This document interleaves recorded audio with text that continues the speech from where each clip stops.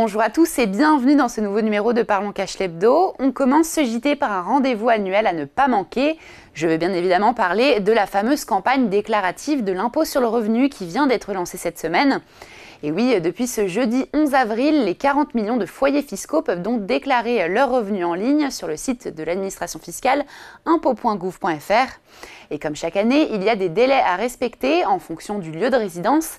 Pour rappel, ce sera le 23 mai à minuit pour les départements 1 à 19, jusqu'au 30 mai pour les départements 20 à 54 et jusqu'au 6 juin à minuit pour les autres départements.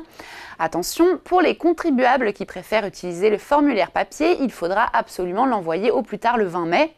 Pour rappel, le barème d'imposition a été revalorisé de 4,8% cette année au 1er janvier afin de compenser l'inflation. Résultat, les revenus inférieurs à 11 294 € par part fiscale ne seront pas imposés. Et on poursuit ce JT avec les prix des carburants qui repartent à la hausse. Et oui, ça n'a pas pu vous échapper, les prix à la pompe n'ont cessé de grimper depuis le début de l'année, avec une hausse entre 2 et 3 centimes rien que sur la semaine dernière. Et cette augmentation de prix touche particulièrement l'essence qui avoisine à présent les 2 €. Comptez 1,93 € pour le samplon 95 contre 1,80 € au début du mois de janvier et 1,97 € pour le samplon 98 contre 1,86 € il y a 4 mois. Le gasoil, quant à lui, est un peu moins haut, aux alentours de 1,79 € le litre. Si le gouvernement avait promis en 2023 une indemnité carburant pour des millions de Français, l'association 40 millions d'automobilistes lance une pétition pour réclamer un plafonnement du litre à 1,50 €.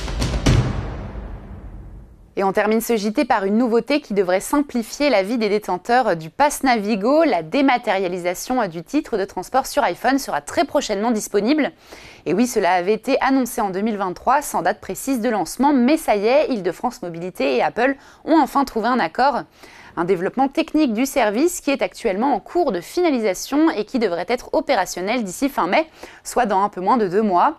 Si la mise en œuvre de cette procédure a rencontré quelques obstacles, il a fallu accélérer puisque cette dématérialisation doit être prête avant les JO de Paris. Et pour ceux qui s'interrogeraient sur le problème de batterie, pas de panique, Île-de-France Mobilité a confirmé que les utilisateurs devraient pouvoir utiliser leur pass même si le téléphone est déchargé. Un système qui existe à Londres depuis 2019. Et voilà, Parlons Cash l'Hebdo, c'est fini. On se retrouve la semaine prochaine sur Boursorama.